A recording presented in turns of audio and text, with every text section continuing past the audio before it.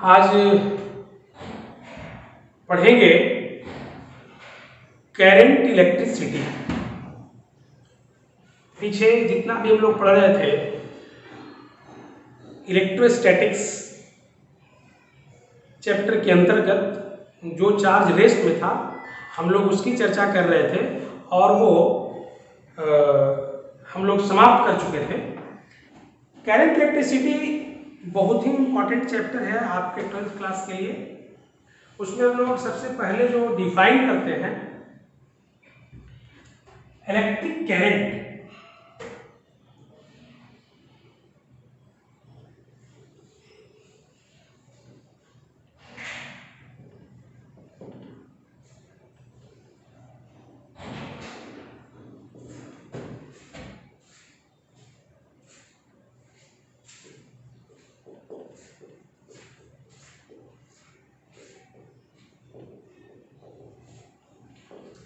What is electric current? Electric current होता क्या है?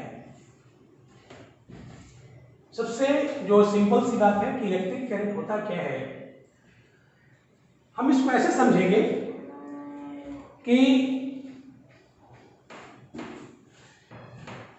कोई भी जो मेटल होता है उस मेटल के अंदर में फ्री इलेक्ट्रॉन्स होते हैं और जो फ्री इलेक्ट्रॉन्स होता है वो फ्री इलेक्ट्रॉन्स रैंडमली मूव करता रहता है। उस रैंडम स्पीड की वजह से कोई भी इलेक्ट्रिक करंट नहीं होता है, लेकिन जैसे ही हम लोग उस कंडक्टर को या उस मेटल को कहें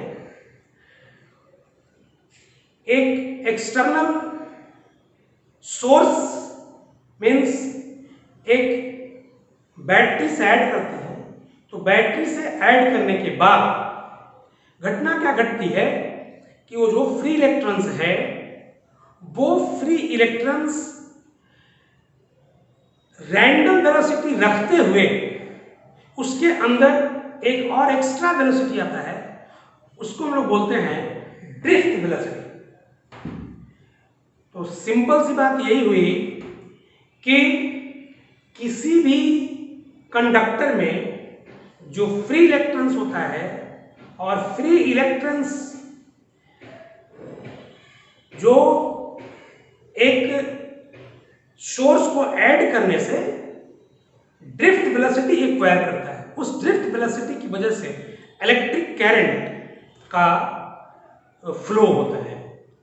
तो हम लोग अगर पूछें कि करंट क्या होता है तो हम लोग सिंपल भाषा में तो यही बोलते हैं कि the rate of flow of charge is called electric current. Simple हम लोग इतना ही बोलते हैं, लेकिन उसकी जो मैकेनिज्म है वो मैकेनिज्म यही है कि कंडक्टर और कंडक्टर के अंदर फ्री इलेक्ट्रॉन्स, और वो जो फ्री इलेक्ट्रॉन्स होता है वो फ्री इलेक्ट्रॉन्स को आप अगर उसके एंड के क्रॉस, उस कंडक्टर के एंड के क्रॉस पोटेंशियल डिफरेंस को अप्लाई करोगे, पोटेंशियल डिफरेंस को अप्लाई करने का मतलब हुआ कि आप एक इलेक्ट्रिक फील्ड सेटअप कर रहे हो और इलेक्ट्रिक फील्ड सेटअप कर दिए तो उस इलेक्ट्रिक फील्ड में होता क्या है कि वो फोर्स एक्सपीरियंस करता है और उस फोर्स एक्सपीरियंस की वजह से वो ड्रिफ्ट स्पीड को एक्वायर करता है और उस ड्रिफ्ट स्पीड की वजह से इलेक्ट्रिक करंट कंस्टिट्यूट होता है। तो हम लोग थोड़ा सा जो एक उसके जो इंटरनल मैकेनिज्म है फ्री इलेक्ट्रॉन्स का थोड़ा सा देखें उसको हम लोग, और तब हम लोग जो है आगे बात करेंगे। तो हम लोग पहले करंट को डिफाइन कर लें और तब फिर हम लोग आगे देखेंगे कि उसका मैकेनिज्म क्या है, उसकी वजह क्या है। तो इलेक्ट्रिक करंट को आप डिफाइन कर सकते हैं बड़ा सिंपल तरीके से, the rate of flow of charge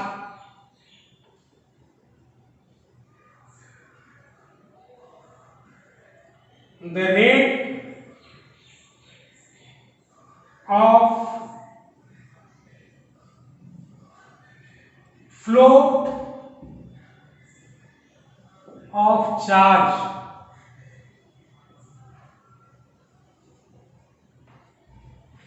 is called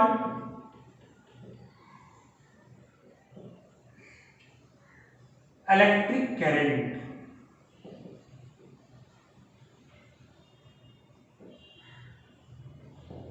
The rate of flow of charge is called electric current. ये जो इलेक्ट्रिक करंट के बारे में हम लोग कह रहे हैं, मान लो कि कोई कंडक्टर है, उसमें डेल्टा क्यू चार्ज फ्लो करता है इन टाइम डेल्टा टी, तो जो करंट होगा वो एवरेज करंट कहलाएगा. Let charge delta Q passes through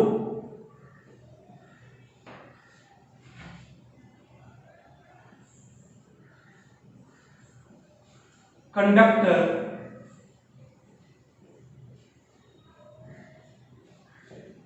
in time delta t, in time delta t. इसको लोग बोलते हैं, यहां पे डिफाइन करेंगे एवरेज करंट, तो यहां हो जाएगा average current, average electric current. इसको सिंबॉलिकली हम आई ऐसे लिख करके और ए भी लिख देंगे. एवरेज करंट बराबर डेल्टा क्यू बटा डेल्टा टी. ये हमारा एवरेज करंट है. अगर इस हम टाइम इंटरवल को बहुत छोटा मान लें, बहुत छोटा मान लें, और बहुत छोटा कितना, तो लगभग जीरो. अगर इसको हम लगभग जीरो मान लें तो जो एवरेज करंट होता है वो हमारा कहलाता है इंस्टेंटेनियस करंट. तो लिखेंगे कि when delta t tends to 0, then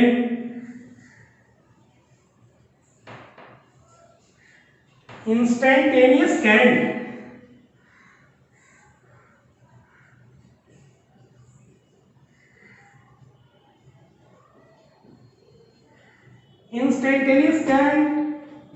इसको बोलेंगे आई इंस्टेंटेनियस बराबर limit delta T tends to 0 I A B. Average current का टाइम इंटरवल बहुत छोटा, तो ये जो करंट है वो इंस्टेंटेनियस करंट कहलाएगा. और तब इसको लिख सकते हैं बड़ा सिंपल तरीके से, इंस्टेंटेनियस करंट बराबर limit delta T tends to 0, average का मतलब डेल्टा क्यू बटा delta T. This implies I instantaneous equal dq by dt. ये हमारा इंस्टेंटेनियस करंट है. मीन्स जब टाइम इंटरवल ज्यादा होगा तो हम लोग इसको एवरेज करंट बोलेंगे, और टाइम इंटरवल बहुत छोटा होगा, मीन्स किसी पार्टिकुलर इंस्टेंट ऑफ टाइम पे करंट निकालने की बात करेगा, तो वो जो करंट कहलाता है वो हमारा इंस्टेंटेनियस करंट कहलाता है. और इंस्टेंटेनियस का मतलब dq बाई dt, और एवरेज का मतलब डेल्टा क्यू बटा डेल्टा टी. इसको थियोरेटिकली हम लोग पढ़ लेंगे, आगे इस पर हम क्वेश्चन करवा देंगे तो ज्यादा आपको क्लियर हो जाएगा कि एवरेज कब निकलेगा और इंस्टेंटेनियस कब निकलेगा। ये न्यूमेरिकल क्वेश्चन से आपको और क्लियर हो जाएगा। ये जो करंट होता है, इलेक्ट्रिक करंट, इसके बारे में बहुत सारा पॉइंट्स है। हम उन सारे पॉइंट्स को जानेंगे और लिखेंगे। तो पॉइंट्स क्या है रिगार्डिंग करंट?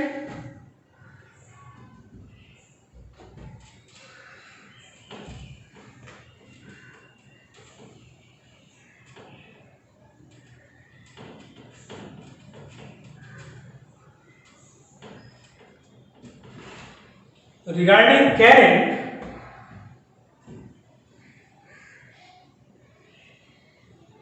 रिगार्डिंग बार बार इलेक्ट्रिक करंट नहीं बोलेंगे, वो चूंकि अब करंट इलेक्ट्रिसिटी पढ़ ही रहे हैं तो इसको हम लोग अब करंट बोलेंगे बार बार। इलेक्ट्रिक करंट मतलब समझना यही है कि करंट का मतलब इलेक्ट्रिक करंट क्या।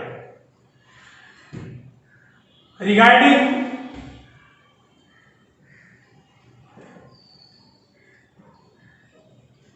Current following points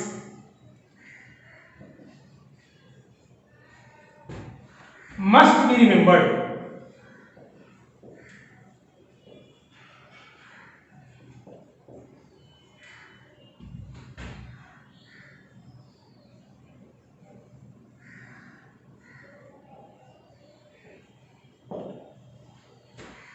Regarding current, following point must be remembered. पहला पॉइंट बहुत सिंपल, ये जो करंट है वो हमारा एक फंडामेंटल फिजिकल क्वांटिटी है। करंट फंडामेंटल फिजिकल क्वांटिटी है। हम लोग 11th क्लास में पढ़े थे, याद होगा, कि डिपेंडेंसी के बेस पे फिजिकल क्वांटिटी को दो पार्ट में डिवाइड किया था।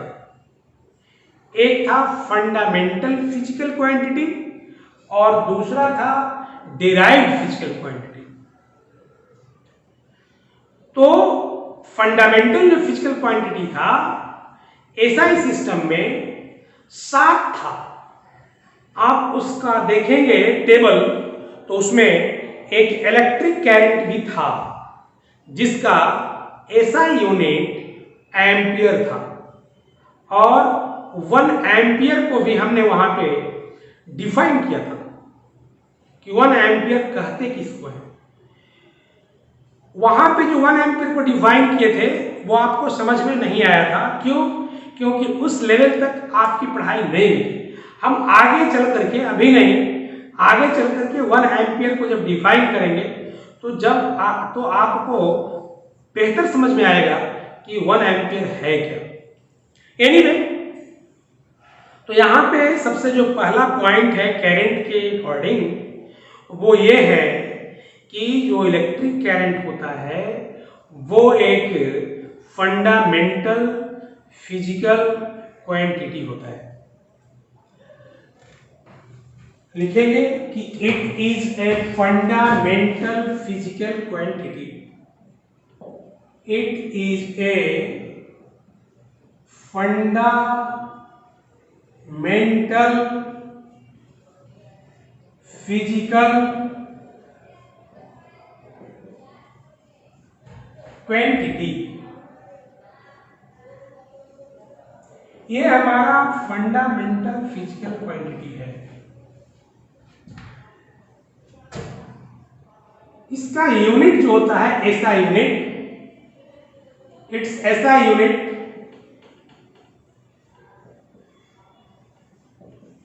इज एम्पियर,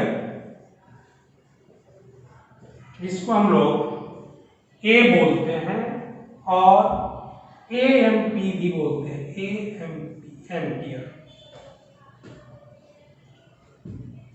हम लोग इसका अगर आगे चर्चा करें, ये जो इलेक्ट्रिक करंट है वो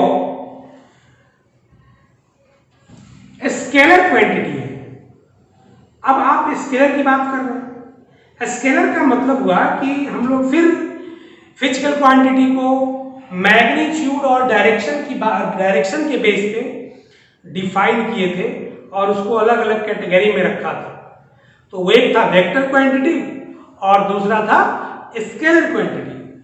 तो यहाँ पे आप देखेंगे कि ये जो इलेक्ट्रिक करंट है वो स्केलर क्वांटिटी है।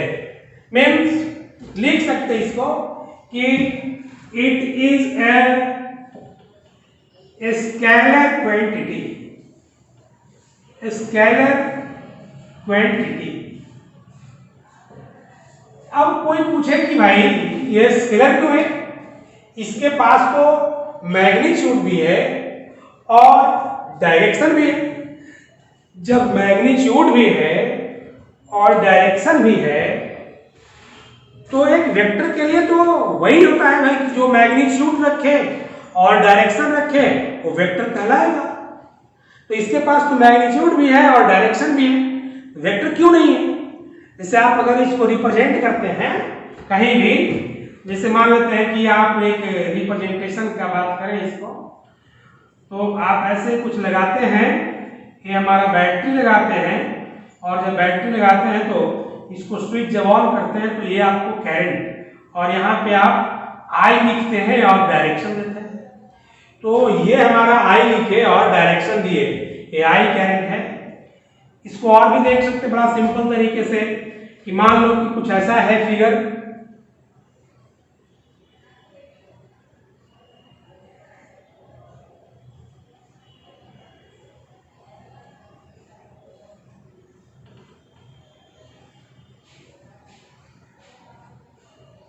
अब बताओ भाई ये जो बैटरी लगा, इस बैटरी में मान लेते हैं कि ये जो है वो रेजिस्टेंस का सिंबॉलिक रिप्रेजेंटेशन है, ये R1 है R2 है। अब बताओ भाई ये जो करंट यहाँ से आई फ्लो किया यहाँ तक गया, फिर वो इधर I1 गया और फिर ये इधर हमारा I2 चला गया, तो ये मैग्नीट्यूड भी है और डायरेक्शन भी हमें दिखा है, फिर भी करंट स्केलर बोल रहे हैं।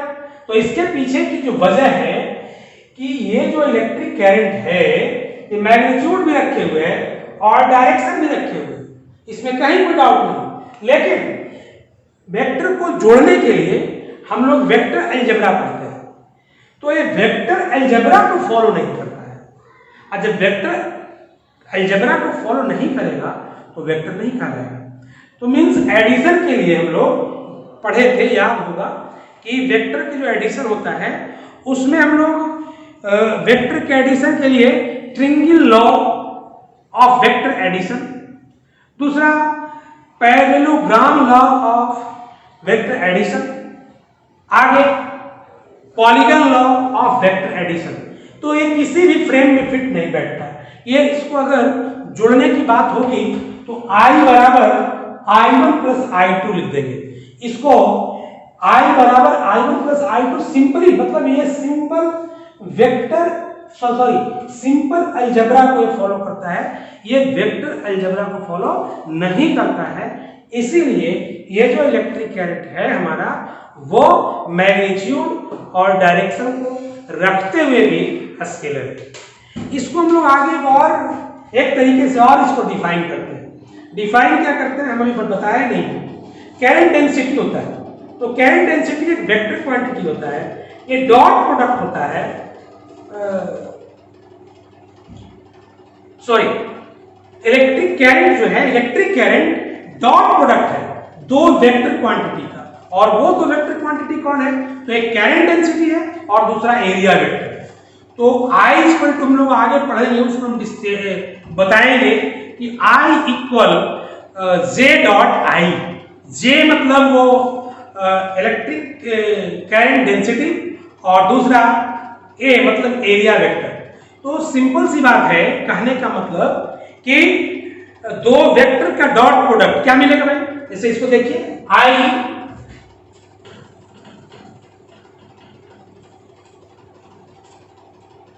इक्वल J डॉट A, ये भी हम लोग जानते हैं या पढ़ना है आगे है। कोई पूछे अगर आपसे कि करंट जो है वो मैग्नीट्यूड भी रखा है और वो डायरेक्शन भी रखा है, फिर भी स्केलर है, तो उसको हम दो तरीके से बता सकते हैं, बड़ा सिंपल तरीके में, कि एक तो कि वो वेक्टर अलजेब्रा को फॉलो नहीं करता, ट्रिंगल लॉ ऑफ एडिशन को फॉलो नहीं करता, और दूसरा ये जे डॉट ए दो वेक्टर का डॉट प्रोडक्ट, डॉट प्रोडक्ट एक स्केलर क्वांटिटी है, तो कैरेंट हमारा स्केलर क्वांटिटी है। तो मैग्नीट्यूड और डायरेक्शन रखने से सिर्फ कोई भी फिजिकल क्वांटिटी वेक्टर नहीं हो सकता है।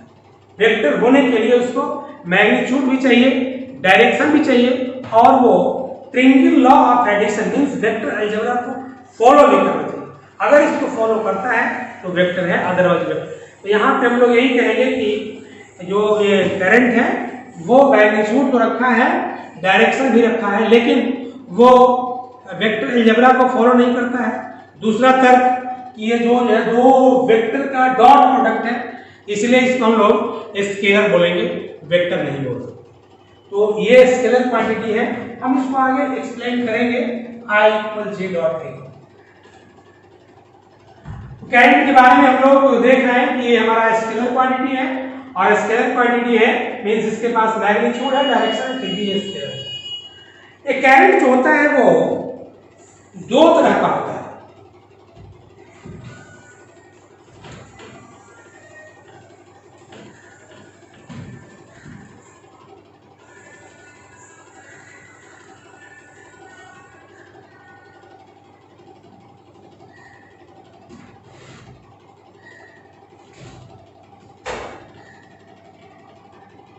It is of two types। ये हमारा दो तरह का होता है। दो तरह का कौन कौन है भाई? तो ये पहला होता है इसका डायरेक्ट करंट। डायरेक्ट करंट इसको हम लोग बोलते हैं डीसी, और दूसरा होता है हमारा अल्टरनेटिंग करंट।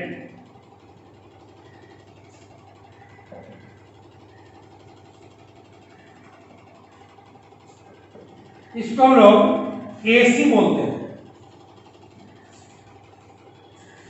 मींस करंट दो तरह का, एक डायरेक्ट करंट डीसी और दूसरा अल्टरनेटिंग करंट एसी। इन दोनों में फर्क क्या है, डिफरेंस क्या है? तो डायरेक्ट करंट का अगर हम लोग बात करें तो डायरेक्ट जो करंट होता है उसका डायरेक्शन जो होता है और मैग्नीट्यूड वो कांस्टेंट होता है। अगर इसका हम ग्राफ देखें डायरेक्ट करंट का, तो डायरेक्ट करंट का ग्राफ जो बनता है, अगर इधर हम लोग टाइम को ले लें इस एक्सिस पे और इस एक्सिस पे डायरेक्ट करंट को हम लोग रिप्रेजेंट करें, तो ये जो होगा वो इसका ग्राफ जो होगा वो straight line parallel to time axis. कहने का सिंपल मतलब है कि इसका जो मैग्नीट्यूड और डायरेक्शन होता है वो समय के साथ बदलता नहीं है। ये डायरेक्ट करंट हो गया, ये डीसी। और एसी का मतलब होता है कि अल्टरनेटिंग करंट का ग्राफ अगर आप देखेंगे तो अल्टरनेटिंग करंट का ग्राफ आप इस तरीके से देख सकते हैं। इस एक्सिस पे हमने टाइम को रखा और इस एक्सिस पे हमने करंट को दिखाया, अल्टरनेटिंग करंट। ये इस तरह का ग्राफ बनता है। इस तरह ग्राफ का मतलब आप देख सकते हैं कि टाइम के साथ इसका डायरेक्शन भी चेंज हो रहा है और मैग्नीट्यूड। कहने का सिंपल मतलब कि ये जो अल्टरनेटिंग करंट है इसका मैग्नीट्यूड और डायरेक्शन टाइम के साथ क्या होता है भाई, चेंज करता है, बदलता है। इसीलिए इसको हम लोग बोलते हैं अल्टरनेटिंग। ये हमारा डीसी है और ये हमारा एसी है। अब सिंपल सी बात है कि अल्टरनेट इसका जो सोर्स होता है, इसका सोर्स हम लोग बैटरी, और जो इसका सोर्स होता है वो जनरेटर। इसको हम लोग इलेक्ट्रिक जनरेटर जैसे आप ये समझ सकते हैं कि जो हाइड्रोलिक पावर स्टेशन जहां पे पानी से बिजली बनता है वो एसी करंट वहां प्रोड्यूस होता है। थर्मल पावर स्टेशन जहां पे कोयले को जला करके इलेक्ट्रिसिटी ऑब्टेन करते हैं, वहां जो हम लोग एसी करंट मिलता है वो एसी करंट मिलता है। तो कहने का सिंपल मतलब है कि ये इसका जो सोर्स होगा वो इलेक्ट्रिक जनरेटर। आगे हम लोगों को जनरेटर पढ़ना भी है कि इलेक्ट्रिक जनरेटर बनता कैसे है, उसका प्रिंसिपल क्या है, उसकी टोटल मैकेनिज्म क्या है। तो ये हम लोग आगे पढ़ेंगे। इसका जनरेटर, इलेक्ट्रिक जनरेट जो एसी करंट जनरेट करते हैं उस मशीन के बारे में भी हमको पढ़ना है। और ये जो बैटरी है, ये बैटरी जो डीसी का सोर्स है उसके बारे में भी हमको ब्रीफ डिस्कशन जानना है। तो ये हमारा करंट दो तरह का, एक डायरेक्ट करंट, दूसरा क्या अल्टरनेटिव करंट। डायरेक्ट करंट के बारे में यही बोलेंगे हम लोग कि इसका जो मैग्नीट्यूड है और डायरेक्शन है वो समय के साथ कांस्टेंट रहेगा। और अल्टरनेटिव करंट के बारे में बोलेंगे कि ये जो करंट होता है इसका समय के साथ, टाइम के साथ मैग्नीट्यूड और डायरेक्शन दोनों बदलता है।